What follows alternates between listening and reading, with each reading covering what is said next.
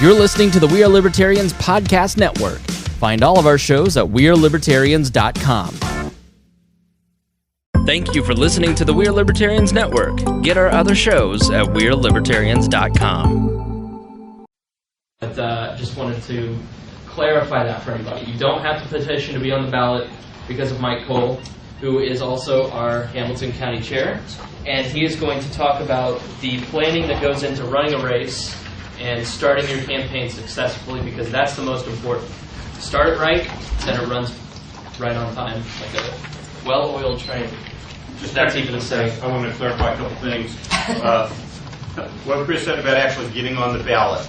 If you're going to run for a county office other than county prosecutor, then your county chair, if you're in an organized county, well, your county will stage a county convention next spring sometime, hopefully immediately before or after our state convention.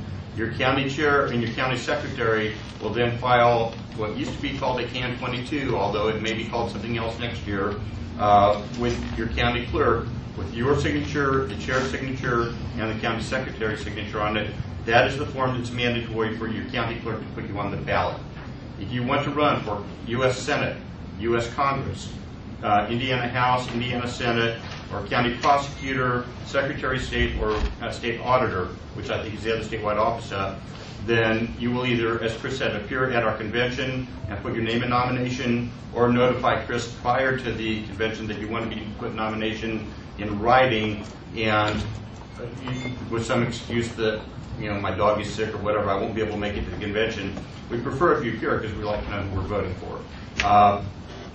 When nominations close on April 24th, people are nominated to be on the ballot by our convention. We don't do it in secret, we do it at an open convention. Then I and John Schick, who's our state chair, will sign the appropriate forms submitted to the state election division. And then we'll talk about the campaign finance forms and candidate forms and stuff that you guys have to file. I believe Mike's going to talk about that here in a minute, right? If you don't make a decision, or if you know other people subsequent to your county convention or to the state convention, our convention is on April 24th. Our filing deadline, I believe, is going to be June 30th, because it has been in prior years. We can still get people on the ballot up to June 30th.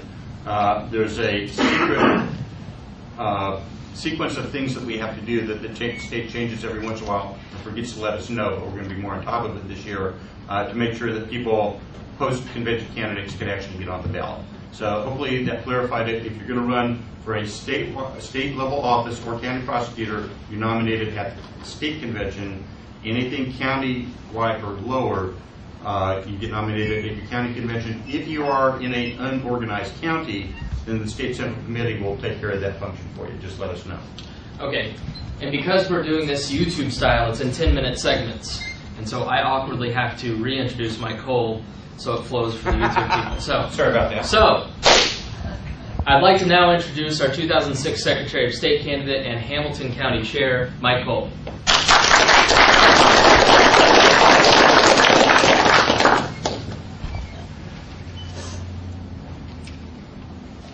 One thing Chris did, I kind of want to go over again. I was pleased to see actually that not that many of you had declared your candidacy yet. So if I could see some hands, who is a candidate right now? One. Good. No, that's good, because there are a lot of things that you should do before you file the papers, and I'm going to cover a lot of that. When we talk about, or the title of my discussion is beginning the race.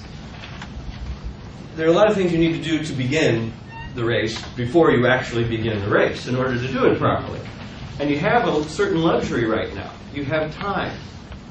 If you come forward in April to run for office at the convention, you have some time, but you don't have the luxury of time that you have now, where you can put serious and important thought into the foundation of your campaign. Too many times candidates, they're on fire about something. They want to run. And that's a beautiful thing. It's a really great thing. But what happens is you charge ahead and you get into it, and then you realize, whoa, I hadn't thought about this. I hadn't thought about that. So it's actually a good thing that so few of you have filed your papers and are at that point, because I'm going to bet you haven't covered everything. And I say that with a certainty that I hope you don't take as arrogance, but because when I ran in 2006, I declared my candidacy 26 months ahead of my actual election day. So I had as much time as any Libertarian candidate has ever had to prepare. And there were still things that I didn't think of with 26 months to cover ahead of the election. So it's important to be here today. I thank you for coming here and taking advantage of the ballot access, and to put your mind in gear to think of the foundational things that you need to do. There are really two things that are the most important that you can do, and I want to leave you lead off with that right away. The first one is know thyself. You have to know yourself. You have to know what's important to you. Why are you running for office? What has you on fire? For instance, if you are fired up about the war in Iraq, well, why would you run for county commissioner? If this is your top issue, don't run for county commissioner. You run appropriately. You run for a congressional office that can affect the war in Iraq, where you can be on the soapbox as a candidate and talk about that most important issue to you. But you have to know that before you start. You have to think about all of the offices that are on the ballot for 2010, and then do a self-assessment when you're thinking politics, which for some of you is all the time, which is beautiful. But when you're thinking politics, you're online, you're looking at news websites. Which issues do you gravitate towards? Now, I grant you, Libertarians have a very wide range of policy knowledge and policy interest. But generally, most of us are going to have just one or two or three issues, or maybe a category of issues that really fire us up. Some of us are very interested in the economy. Now, there's a lot of issues that go with that. I mean, there's labor law, there's unemployment, there's tax issues that underlie why businesses come to us, a wide range of things, but that's a category to know about yourself. Again, if you are very interested in being someone who can craft a budget or be part of the budgetary process, you want to run for an office that has legislative authority. You want to run for Congress. You want to run for state house or state senate, county council, city council. All of these, they have budgetary authority. You do not want to run necessarily for Secretary of State. It has no budgetary authority whatsoever. So if this is an area of your interest, you need to know about that. So what I suggest for anybody to do is to analyze yourself as to where you find yourself reacting and where do you post on blogs? Whose blogs? Do they have a particular flavor, and are there issues that you always hit upon? Take note of that. When do you take off your shoe and throw it at the TV when you're watching the news? This is an issue that obviously matters enough for you to do something like that, okay? Take note of that. This is something you probably want to run for. I have seen a lot of people, though, who have great, deep interest in very specialized issues, the drug war. And they're running for something that doesn't affect it at all. And it's going to be extremely frustrating to you if you do that. You're going to find yourself speaking inappropriately, and you'll find the press will notice. Well, this guy's running for dog catcher. What in the hell is he talking about the drug war for? Catch your dogs! That's what we want you to do. They'll notice that, and they will hold you to that. You should hold yourself to that first. You need to know what your strengths and your weaknesses are. You need to know, for instance, maybe you are a phenomenal writer. Maybe you're a horrible writer, and you know that. Maybe you're a great public speaker. Maybe you look really great and desire yourself in front of a television camera. There are a lot of things that are strengths. For instance, before we started today, I don't know if you noticed this, I went around to the entire room, introduced myself, and shook hands with everybody in the room. Now that's something that's about my personality, for one thing. It's also working the room. And that's something that, for certain offices, it's much more important to be able to work the room than others. And there are some offices, if you can't work the room, you should not run for them. Because it's so expected that you are personable. And you may have the best policy solutions to our problems today. But if they look at you and go, he couldn't even come up and shake my hand, I can't vote for him. There are a lot of people who will think that way. So you have to know this about yourself. You have to do a very serious self-assessment about your strengths and your weaknesses. When you do this, when you know thyself, it's funny, it will kind of direct you into issues or into offices appropriately, and you'll be able to run for them. Now, to back up for myself, to explain how that worked for me, and why did I run for Secretary of State in 2006? I grew up in Ohio.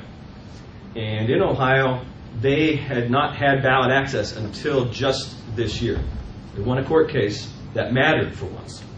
They routinely won court cases after the election was over that said, oh yes, Libertarians, you should have had ballot access, but sorry about your luck.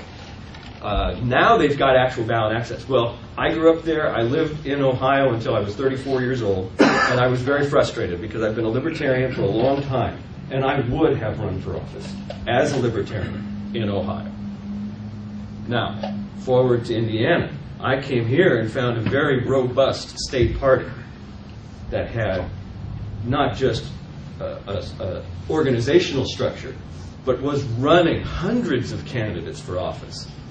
Now this is my kind of place. So I wanted to be certain that I was going to run here. And it was important to me to continue to deliver to people in Indiana the opportunity that I couldn't enjoy in Ohio, and that was ballot access. So that candidates could simply sign a form, say, yes, I'm a candidate, I'm running for this office, with their appropriate party name. That was crucially important to me. It bugged me no end until I got here. And so that made it an appropriate office for me to run for, because I could bring that passion to the table to talk about those issues that surrounded ballot access and fair elections. And Secretary of State is the appropriate place to do that. Not dog catcher, not county commissioner, not even governor, not even state legislature necessarily, because the rules of the game for elections were tied to Secretary of State. So I had to do enough research to know that that was the place that I should end up and run appropriately. So that was all about knowing thyself. And that spills into knowing the office. You have to, once you've identified yourself, then you have to look through, well, what office is this going to point me to? For me, it was very obvious, Secretary of State. And I think for most people it'll be very obvious. When you start to hone in on a couple of issues that really matter to you, it's going to direct you. If you're always talking federal issues, you run for a federal office, but you have to do your research. You have to know precisely what those offices do. And now I've got just a few seconds, so I'm going to take a break here in a moment, and we'll get going again after our time is correct. Okay. Now you can start again. Okay.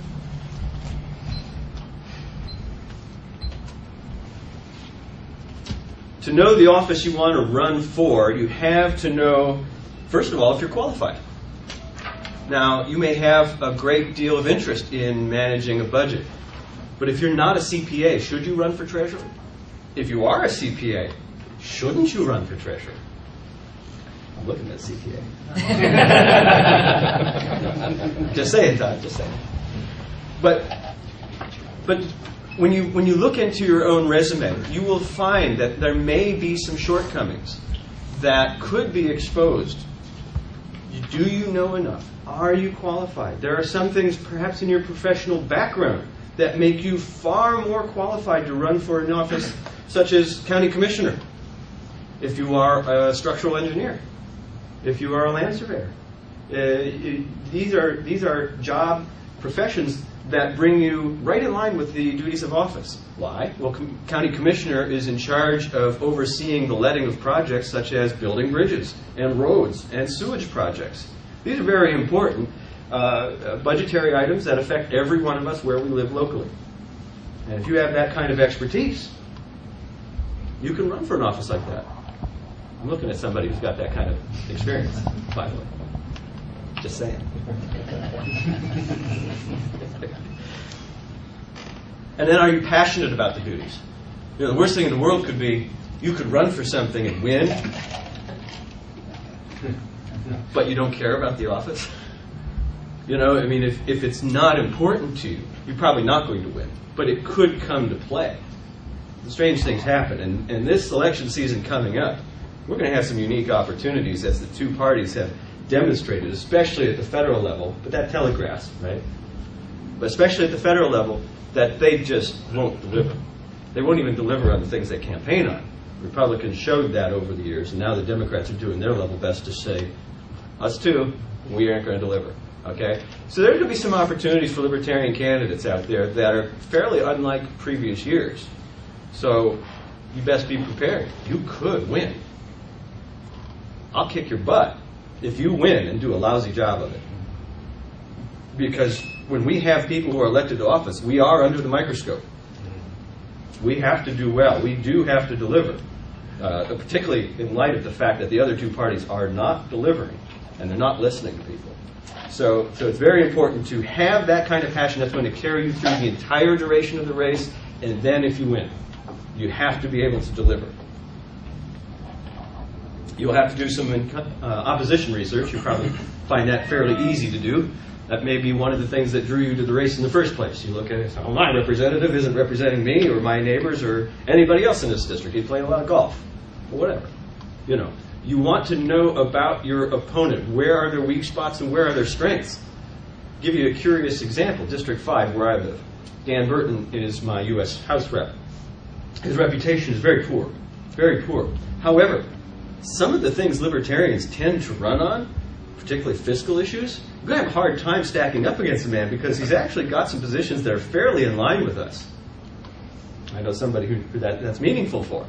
Now, that's real important to know because you don't want to get up in a debate and start going on and then sounding like the person you're trying to displace.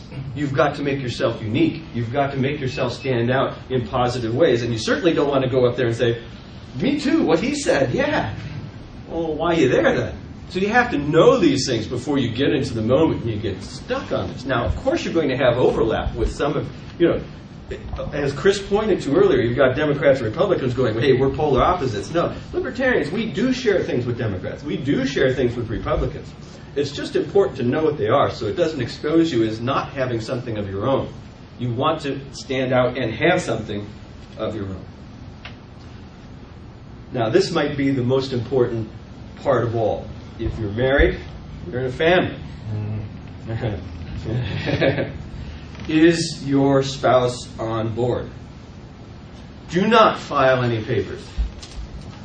Do not file any papers until you have cleared this with your spouse. If you have children, you clear it with your children. Whatever your living arrangement is, you clear it with the people in your life directly. I'll give you again my background. My wife is a liberal Democrat.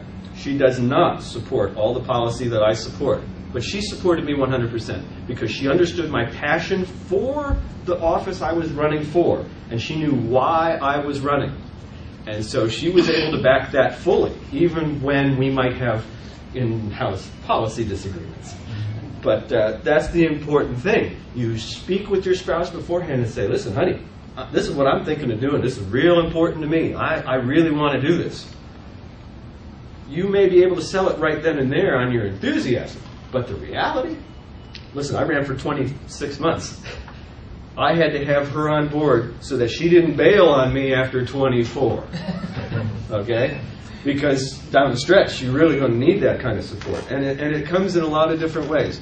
For some people, you might be self-funding your campaign. For others, you may have a lot of events in your home. What is it going to look like if you're going to have fundraisers in your home and your spouse does not back your campaign? That's a disaster. You can't have that. So you need to have your spouse on board fully, and you have to discuss the ramifications of the whole thing. I mentioned self-funding. You tell your spouse at the beginning, hey, I'm going to put $1,000 in here just to make sure I've got some operational money. You do not want to end up at the end where you put in 10,000. Spouse will not be happy. You will have to live with that. Mark Rutherford there, when he was state chair, used to make a great joke for us. Ha, ha, ha. If I'm not putting great strain on your marriage, I am not pushing you hard enough. Well, there's a lot of truth to that. It's very funny, ha, ha, ha, but there's a lot of truth to the fact that if you're running a full-blown statewide campaign, which means, like in my case, I put 30,000 miles on the car and did about 300 appearances. You're gone a lot. Can your marriage withstand that? Is your spouse on board for that? You have to know before you file the papers, because you do not want to get to 6 weeks out of the election and be served papers by a lawyer. You don't want that. You also want to advise your extended family. I had incidents with my parents. I mentioned I ran for 26 months, and I didn't address everything. I didn't know. My parents weren't behind my race, so I asked them for money, and they said no. They said no several times until I figured out a way to kind of couch the discussion and say, well, listen, I need to have a wardrobe that's appropriate for the office I'm running for. And then Mom said, oh, clothes, sure. Why did you say so? Now, until I got to that crucial point of getting over the hump and understanding what would appeal to her, I was very upset. And when you're running for office, you don't want to be thinking about how upset you are with your parents. I'm 40 years old. I'm thinking about why I'm upset with my parents. This is the province of 23-year-olds. What am I doing? But this is a real thing. If you don't prep your entire extended family all the way through, it could get you in the weirdest ways down the road. And then money. Can you afford it? That, some people do self-fund. What was the guy from New Jersey, Corzine? $62 million that he spent out of his own pocket so that he could become a U.S. Senator from New Jersey. Who here has $62 million that they can put into the campaign? You do? Yes. Let's talk about business opportunities later. You have to take an honest self-assessment, and you should declare right from the beginning whether or not you will self-fund. I declared from the beginning, I will not self-fund. Period. I will only raise what I can raise, and that will be that. Financially, you also have to consider, what will my employer think of this? If I've got to go running to campaign forums in the middle of the day. If you have a business arrangement where you're a contractor, will your contract administrator stop giving you work because they feel that you have too much on your plate? That happened to me. This running for office, Ron Fauchot, this is the Bible. He has a book called, there's a magazine called Campaigns and Elections. Read it, subscribe to it. To conclude about can you afford it, you have to consider that for some people, winning can actually be a pay cut. I mean, if you make $100,000 a year and you get a county commissioner's job, that can be a pay cut. That's also one of those things to talk about with your spouse. So understand, as part of your research, how much does the office pay? For many of you, it doesn't matter. That's not why you're running, it doesn't matter. But for others, be real about the skeletons in your closet. This is important. It doesn't matter, really, in my opinion, what you're running for. If you have deep, dark secrets, don't think for a minute, oh, they'll never find that. One word. Google. They will find it. If there's something out there in your past, it can be found, and easily and inexpensively. They will find it. Now, for myself, the worst thing I had was a tendency towards punk rock haircuts in high school and blue hair. Now, I didn't make a dent in the sort of tolerant threshold, if you will, such that they let that one go out into the press. But I suspect if I had hit 20% in some polling, that high school picture, that'd have been everywhere. That would have been everywhere. I'd have done it. Look, this guy had blue hair. You want him running? You want him to be your Secretary of State? Well, I mean, it's fairly innocuous, but it's real. And people do this when you have reached close to the opportunity threshold. So you got to know where they are. And what I advise is this: if your skeletons are major, don't run. Don't run. You know, you got an ugly felony somewhere back there. Don't run. Save yourself the embarrassment. Save your family the embarrassment. Save the Libertarian Party the embarrassment. If your skeletons are minor, repair the damage where it lies. You know, if it's somebody in your past who you think will say some unflattering and unhappy things, you know, if the press goes in and well, I don't know, interviews your ex-wife or something on that order, see if you can't repair the bridge just a little bit before you file the papers. I mean, some people you can't fix the problems that you have, not at all. But if you can, take that opportunity and make sure the relationships in your life are patched up sufficiently that they don't come to be something that you have to spend a month of your precious campaign thinking about. It's not worth it. And yeah, like I said, and prepare reactions. I was prepared. If that punk rock haircut came out there, I knew what I was going to say about it. Hey, as a youthful indiscretion, that's when you do it. You know, I was 16. What do you know, come on. But I had it ready. I had a statement printed. I had my own explanation for it, and with a great punchline. It's not so important as to what's on top of someone's head, but what's in it. I had it fairly well worked out, and I was kind of actually hoping it might come out so I could use the punchline. What can you do? Now, after you've done all these things, now you are ready to file the papers. Now you're ready to actually begin the race after you've done this foundational stuff. I would advise you take 6 to 8 weeks to really think about all these foundational things, to get them in order.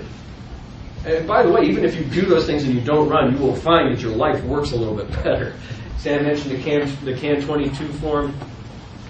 If you say the phrase, hey, I'm running for whatever, you are a candidate. You are now, whether you've raised a nickel or not, you are a candidate. The declarative statement, I am a candidate, means you are, as far as election law is concerned. And you better file your papers within 10 days, because that's also what the law says. And if you don't, you can be fined. You don't want to be fined. Why would you want to raise $2,000 for the life of your campaign and be fined $1,000 for not filing on time? Chances are, at that point, by the time the Elections Commission finally gets to you, you'll have to write that check out of your own money. And worse than that would be you take it out of your campaign money, because then you've got to explain to the people who donated to you, who wanted to have radio and TV ads, or print ads, or yard signs, or bumper stickers, well, you know, we didn't do that because I got to pay a fine. Listing your objectives. This is important for most of us, because we'll go straight into the secondary objectives. Of course, you want to run to win. But it's not the only thing. I would have been a very crushed man if I had pinned all my hopes on winning the race for Secretary of State and came away with a 3.2 percentage result. However, I had my secondary objectives in place. 2%, as Chris pointed to, gave the entire state party ballot access. Oh, that's pretty cool. That's good stuff. Almost every office is going to have secondary objectives available to it, so that if you don't win, you will bring value to the voters in your districts. For me, something just came up now. I ran in 2006. Rebecca St. Burris ran, same office, Secretary of State, in 2002. We both had as a secondary objective that our issues would be co-opted by the major parties, and we found that this has finally happened. We were talking about the gerrymandering of districts, and you may have heard current Secretary of State Todd Rokita is now talking about this. Listen, that was not his bold idea, okay? But he took our idea and made it something that he's put forward because he wants to run for governor and he needs something to stand on. Whoa. So... Allegedly. We'll not discuss this problem. But see, now there, I mean, you come a couple years after the election even, and something that you did during the campaign bears fruit later. Then this is the history of third parties. Look at just labor law. I mentioned that earlier. The Progressive Party, capital P, Progressive Party of the early part of the 1900s. You look at labor law, it's all they're doing. All the progressive parties do it.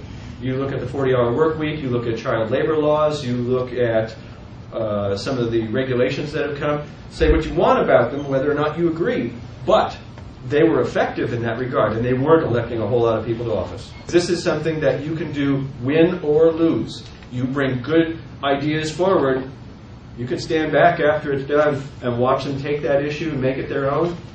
You may as well have been elected. The bottom line is getting policy across. Doesn't matter how you do it. So sort out what your secondary objectives will be. They can be tied not only to policy, though, but to your districts. For instance, you may have it as an objective, I'm going to win my home precinct. Okay, I can't, if you're running for a statewide office, you can't walk the whole state. But I can walk my precinct. And I can win my precinct by going door to door to everybody in my precinct. And you will see, if you do walk your district, you will see your numbers go way up. They will go way up. You can run to educate voters. My objective is to get the message out and let them know that there's another way of thinking about how to solve the healthcare solution or the healthcare problems or what have you. Name your issue. You can also run as a paper candidate. While that's not very sexy, it can be effective too. If you realize, gosh, I've got no time, I've got no money, but there's this one office here, the township trustee would be otherwise unopposed. If I didn't at least put my name on the ballot, you'll do that and at least then make them have to answer some questions. The big concern of my wife in this particular instance Yes. is that she's seen a lot of political games that have been played throughout history. Yes. And her big concern is having a bunch of lies just made up and dumped on her. That's a tough one because you have no way to know what it would be until it actually falls in your lap. The best thing you can always do is just be prepared to bring forward the truth. But if somebody dumps a big zinger in your lap that's completely untrue, you call a press conference and you bring your family and your people that matter to you around you, you bring your team and you stand with you and let it be seen they support you, and this is crap. This is a lie, okay? You have to stomp that stuff down real fast.